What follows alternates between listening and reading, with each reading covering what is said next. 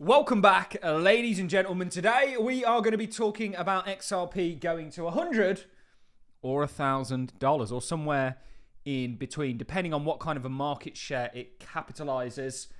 What we're going to be doing is we're going to be looking at what inspired me to make this video, and that is a clip of Patrick Bet-David, who of course is the founder of Value Entertainment, essentially talking, he made a clip where he spoke about the possibilities of XRP's price getting to $100 to $1,000 based on it capturing some of the volume that we see go through Swift, which is the kind of premier payment messaging service and solution with 11,000 banks under it in the world today. Now, this is an interesting video because this isn't outside of the realms of possibilities. And the truth is, I truly have no idea in the long term just how high XRP's price is going to go. We will finish things off on some price action. Obviously, we've given you our price prediction based on the technical wedge that XRP has been in since 2017, and it's been followed thus far, or is certainly progressing towards our $19.27 price prediction. But if it is going to do what I believe these technologies are going to do, and I don't think XRP is going to be the only one, and what is it going to do? What am I suggesting these technologies are going to do? Well, they are going to enable the internet of value. They are going to revolutionize the transmitting of value in the same way that the internet revolutionized the transmitting of information. And I truly believe this. I have seen enough now to be 100% convinced that DLT technology is the value transacting infrastructure of tomorrow, and that means currencies, derivatives, assets, commodities, anything that is or can be digitized will be ran on distributed ledger technology. Government bar, everything. We're talking hundreds and hundreds of trillions of dollars worth of value, and XRP is going to capture, I believe, a good chunk of the remittance side of things for currencies globally. But actually also it will enable value to transact globally. And through doing this, they're going to solve problems like the US debt issue, stable coins, which we know are the evolution of money, quite literally, just like we went from paper money, which really came on the back end of the printing press as a technology. Then we went on to digital money on the back end of the internet. Now on the back end of cryptocurrencies, DLTs like XRP, we're moving on to stable coins.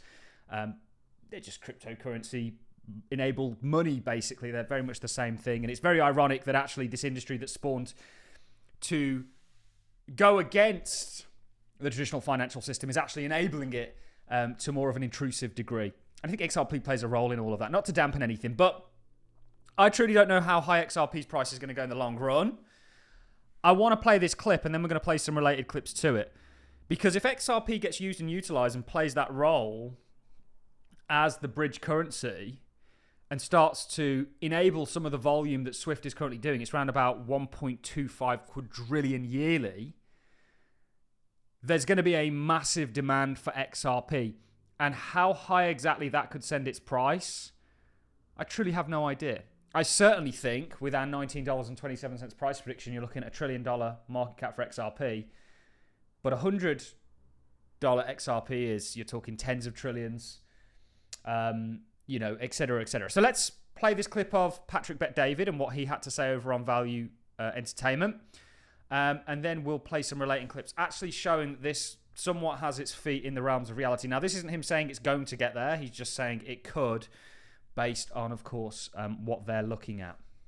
For someone that doesn't want to specialize in this, it is something you have to pay attention to. Here's why.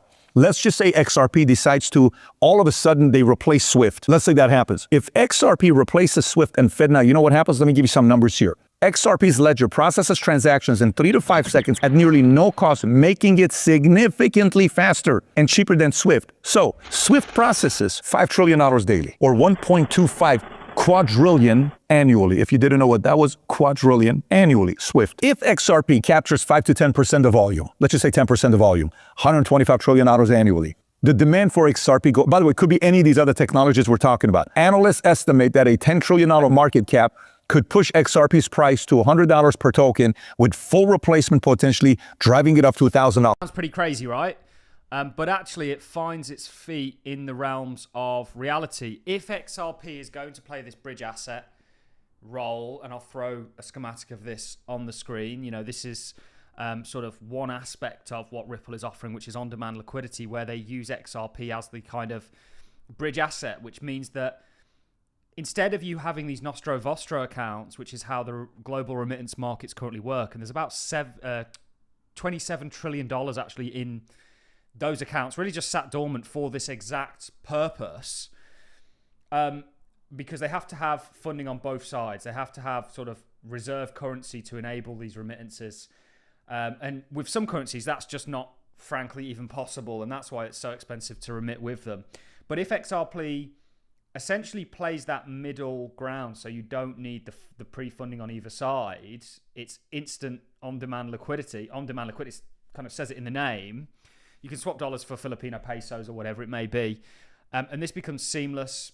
It becomes exceptionally fast. This is actually a real prospect. And the reason that this is likely going to take place is simply because it modernizes, it brings up to standard the traditional financial system with the technologies that we currently have, being cryptocurrencies. And of course, XRP is going to play, in my opinion, a very, very significant role in all of this. And what we'll do before we dive into that is play a clip from a few years ago now, where there was about 125 banks that actually trialed this and had some concerns. And this, of course, has changed over time. So let's go ahead and play that clip before we get into the second one.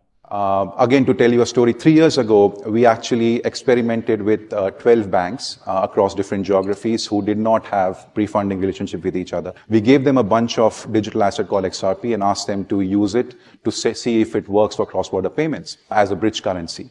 They came back to us after 6 months and they said, look, it works beautifully, but we cannot use this. And there are two issues with this. Number one, it's highly volatile, so we cannot use it. Number two, my regulator will never allow me to use this. There is no risk weighting to this, and it's too volatile. There is no way the central banks will allow me to use this. This was in 2015-16. So we went back to the drawing board and came up with a new product. As I mentioned, ODL, on-demand liquidity. And basically what that product does is, through that product, banks do not have to hold a digital asset on their books. They could leverage that product, connect with a digital asset exchange, which, mind you, is fully licensed and supervised, and then leverage that exchange to source liquidity in real time. And because the entire transaction happens in less than 30 seconds, because of the speed of the ledger, the volatility risk is taken care of. So we removed the two big concerns that banks and payment providers had and almost productized it in a way, and then we launched the product last year in October. There's a switch that's going to be flipped when it comes to XRP.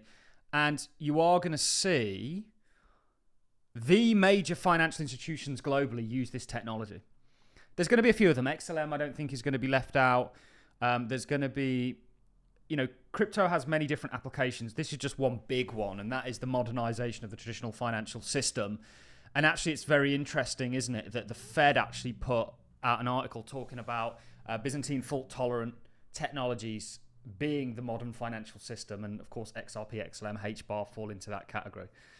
It's a very exciting world. So what seems to many people kind of outlandish in regards to what Patrick Bet-David was potentially suggesting XRP's price could get to if it does this, actually isn't that far out the realms of possibility, because we know Swift is ultimately looking to harness DLT technology. They've got lots of pilots going with Chainlink, which is going to act as a kind of standard for the Internet of Value in regards to messaging and cross sort of chain communication with their CCIP. And ultimately, somewhere like Swift is going to use and utilize this technology. And it's really not out of the realms of possibilities. And the question is, if something like on-demand liquidity is needed and used, that's going to drive demand for the XRP token colossally. And actually, what we're yet to see with XRP, despite the kind of excitement about the price action, and maybe my $19 price prediction gets there based on retail driving it there, not actual usage and utility. How high the price can go when we see that is pretty insane. Let's play this other clip that I've got for you. Customer, is there any exposure to fluctuations in the price of the cryptocurrency? Yes, great question. No. As a business that's been in this industry for a long time, we know that the senders and receivers are very focused on fiat. That's their lifeline, that's their blood, that's their entire business. So we hide any real visibility into the cryptocurrency XRP. So in the system, you'll really just see a fiat to fiat payment option. Because of that, we hide and protect our customers from any fluctuation in the open market. It's irrelevant to you how much XRP equals how much Singapore dollars, for example. All you want to know is that you can make your $1 million payment into Vietnam, for example. So the customer is never exposed to any fluctuation in price of the digital asset here. Pretty insane. So if you want to send $1 million, you need the liquidity to do that. And XRP is going to provide that. And if you have a lot of usage of this as a service, there's many services that XRP has to offer. You can only imagine the kind of demand that you're going to see. And we're yet to really see a demand-driven cycle for the cryptocurrency space. And we're on the cusp of that, I believe, ladies and gentlemen.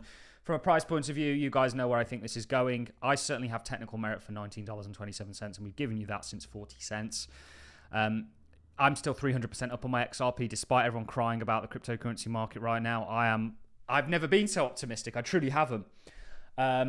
It still feels like a bit of a pipe dream, a lot of the news that we're getting, given how long I've been in this industry and where we came from. You know, I found out about this industry in the Silk Road days. But we won't tell that story. We believe XRP is going to $19.27.